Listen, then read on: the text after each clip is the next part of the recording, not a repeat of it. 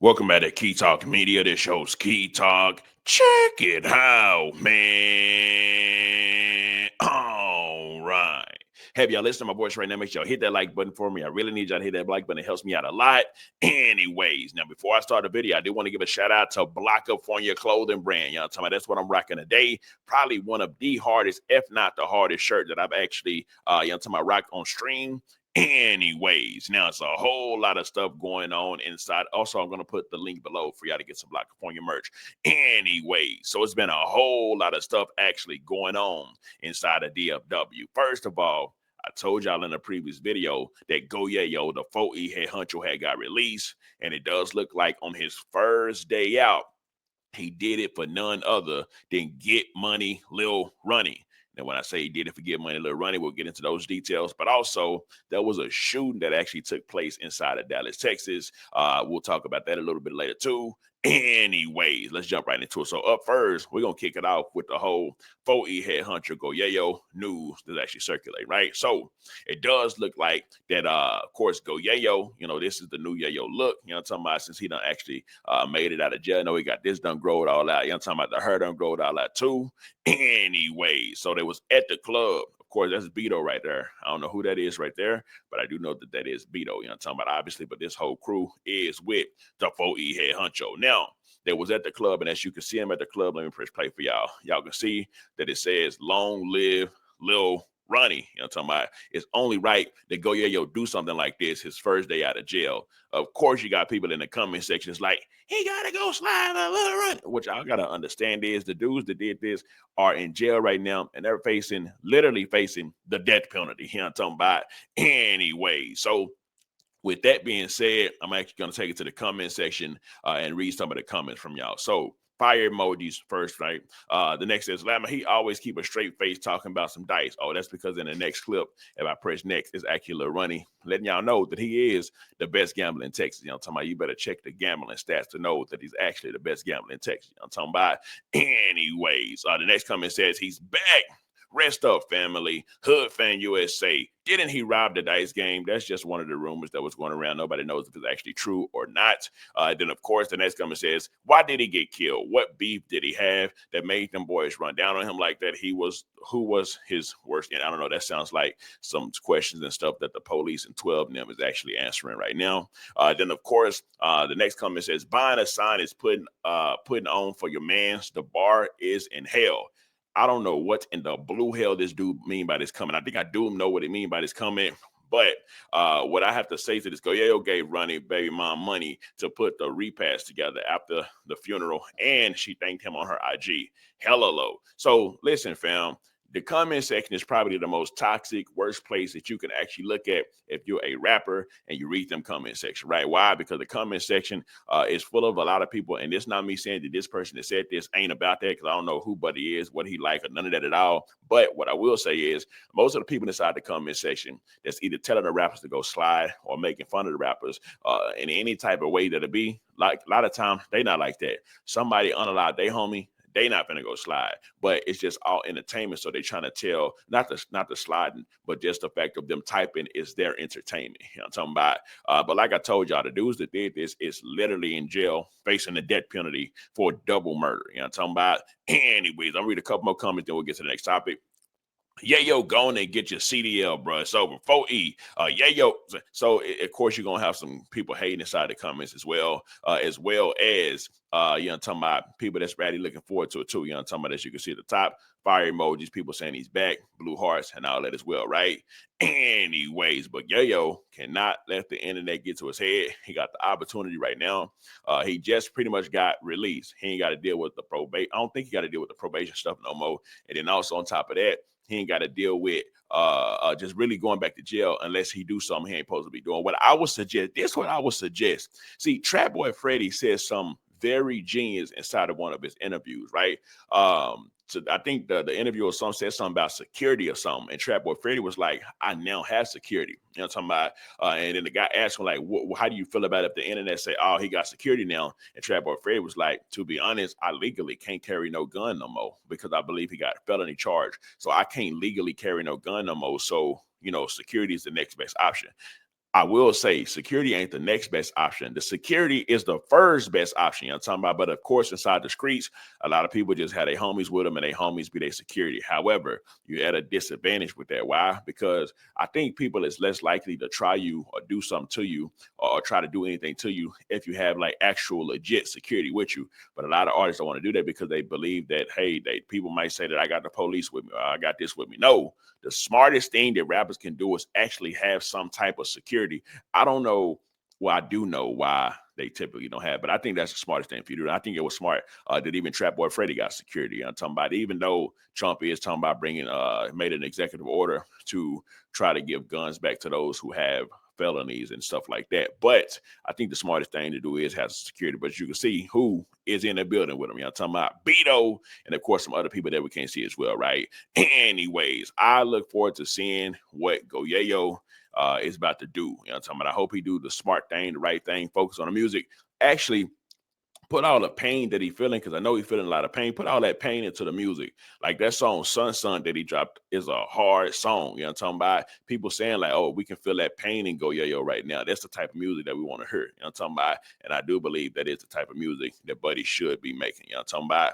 Anyways, now next time we got to talk about, there was a shooting inside of Dallas, Texas at a high school. You know what I'm talking about? It says someone was shot at Wilmer-Hutchins High School.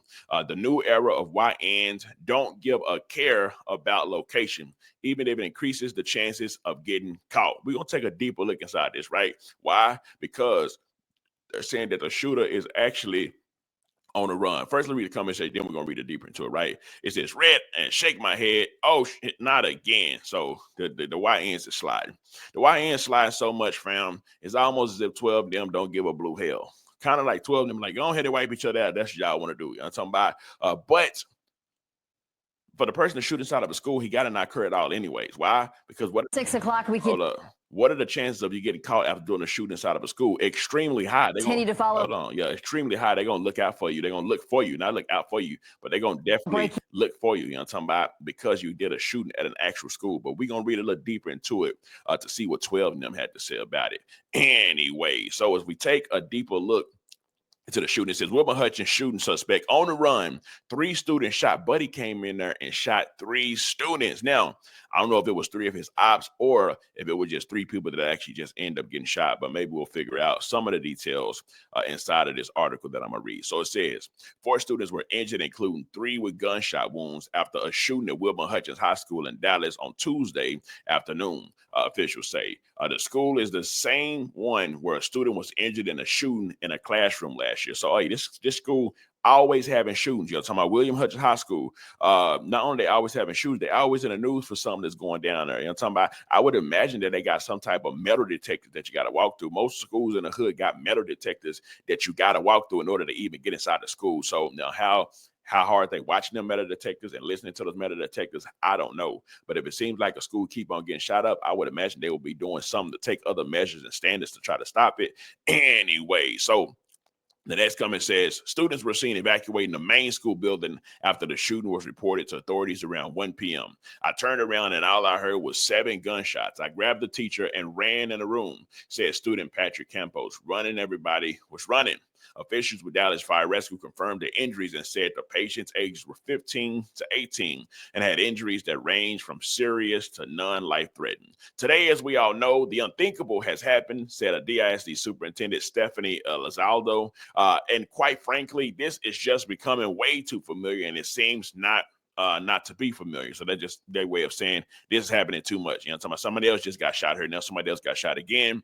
It continues and it says, in a brief news conference Tuesday afternoon, Dallas ISD police and district officials said the gunman had been identified but was at large.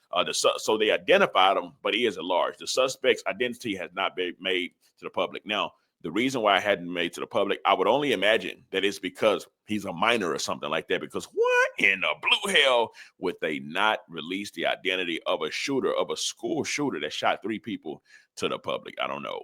Anyway, so we continue. It says the district said the gun did not enter the school building during the primary intake period when students passed through metal detectors. So there go the metal detectors. I guess it didn't enter through that way.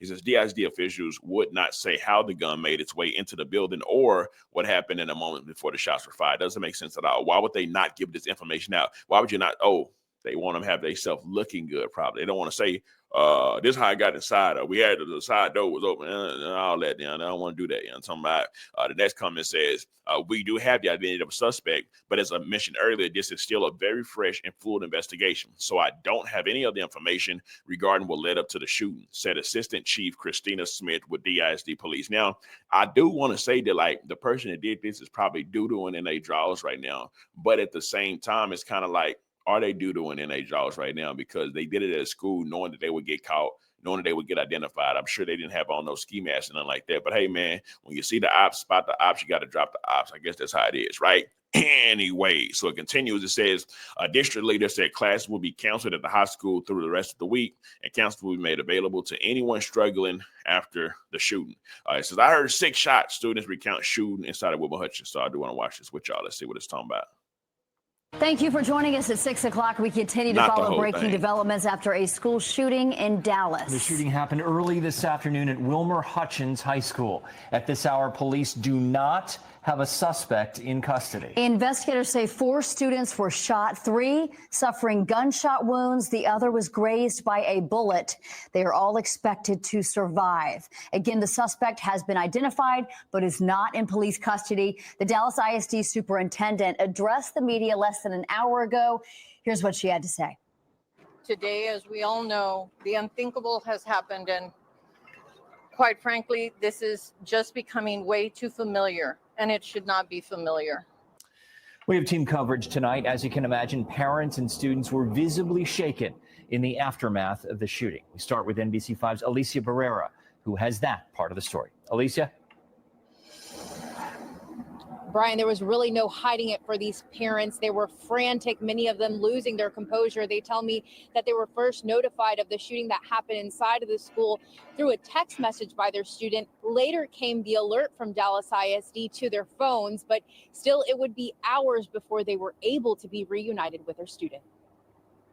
Parents of Wilmer-Hutchins High School students forced to ditch their vehicles on the side of the road today. I won't even allow us to walk up here, so I had to go all the way around JJ Lemon and park over here. So that's why you see me walking this way. Parents frustrated with the situation and desperate to see their child. When you see your kids to school, they should be safe. This is not safe. Students themselves telling us they do not feel safe inside their school. I was scared at the moment. Where were you and what did you hear? I was in my biology class, and she was going over our work, and then I heard a few shots. Moments later, students tell us they heard another round of gunfire. But then it was 5 more after that, and then everybody just started running, and I was like, was that a gunshot? Parents and students now demanding answers on how a loaded gun made it inside the campus. They checked our bags and stuff, so I don't know how he got it in, because they do it one by one, each check our bags and stuff. And we all wear clear backpacks. And many of the parents that we spoke to today say, and specifically the ones that had to live this last year, they say they are not willing to take any more risks. They do not want to sit around and wait for another round of answers, another round of changes. They tell me that they are willing to pull their kids from the school, seek transfers within Dallas ISD, and some parents saying they're willing to just simply pull their kid out of public school altogether and do homeschooling. Back to you. All right. Anyways, listen, man, I'm gonna be 100 with y'all.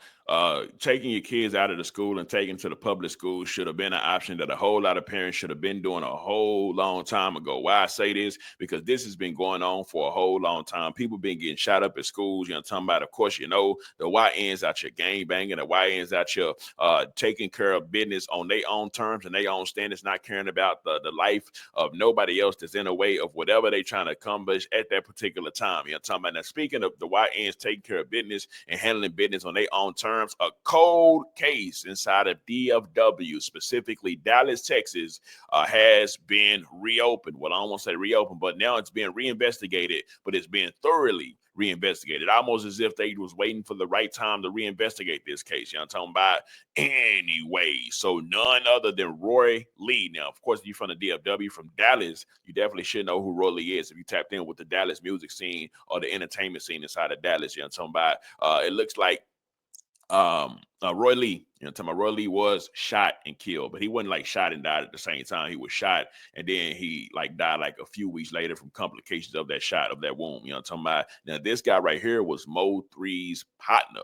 If you know that song 219 by Mo3, this is who that song was really about, right? So if we look deeper, it says 12 of them is reinvestigating the unaliving of Roy Lee. He was Mo3's good friend. On September 25th, 2018, Mr. Pate was shot in the leg while sitting in his vehicle in the 12,000 block of Preston Road. Mr. Pate died on October 13, 2018 from complications of the gunshot wound. Cold Case Tuesday. If anyone has any information regarding his death, please contact the Cold Case Unit at 214-671-3661 or by email. So listen, man, I already know what people are saying. I already know the people that already called into them and trying to get them tips on what exactly happened. 12 of them, to be real, I think 12 of them be knowing a lot of information. They just don't release it until like it's the right time to get it out. You know, talking about it. I guess right now, since there's a whole lot going on inside of DFW, a whole lot of raises happening. You know, talking about, and also there's a pastor named Pastor Bishop. He came out and said that he went to an FBI meeting, and in that FBI meeting, he said that a pastor, an actual pastor, went to an FBI meeting. He said the FBI was there, the TSA was there. Was it TSA or something? It was ATF. That's who it was. ATF was there. The DA, all of them. And he said that every single hood inside of Dallas, Texas, has a specific task force that's watching them. Been watching them 3-4 years. You know what I'm talking about? But yes, I want to take you to the comment section so y'all can see what y'all had to say about them reopening the investigation, or just giving more attention to the cold case of Roy Lee. Anyway, so if we look at it, you can see all the fire emojis. Somebody says, somebody gonna tell. Of course, somebody gonna tell. I don't know if y'all understand this or not yet, fam, but let me tell you what I find the most absolute craziest, insane thing about the streets. This is what I just find. I just can't wrap my mind around this. In the streets, that has a whole lot of people snitching and telling 24/7. It's like the most prominent thing that's happening. While most of the cases get signed because somebody snitching and telling, everybody knows this. But you have to not only expect your team and gang and crew, whatever you want to call them, to be loyal, but you also have to expect the ops that's out to kill you and that you out to kill to be loyal and not snitch as well. What in the blue hell is going on? It's like you got to expect people that's out to kill you and that you're trying to kill to be loyal to you and to their crew, when in actuality, everybody's snitching. We done seen it with the whole YSL case. We done seen it with all these rap cases that be going on. If y'all know anything about what's going on in the cases and rap and all that stuff right now, you should know that it's a whole lot of snitching and telling and ratting that's going on, man. So do I expect this case to be solved? I definitely do. I don't know when it will be, who's going to get charged. But yes, I do. Why? Because it's the internet and there's a whole lot of snitching, ratting, and telling, right? Anyway, so the next comment says they're going to find the person for sure. I do believe they will. And if I die today, that was that Mo3 song. Of course, a lot of people clapping. It's a lot of people that been really looking forward to this whole, talking about the whole Dallas is on the investigation. Feds being busy. I definitely agree with that. But anyways, listen, man, I'm going to go ahead and wrap up the video today. We went over the main topics that, I wanted to cover today with y'all. Anyways, let me know something coming out below. Let me know what you think about this entire ordeal. I'm out.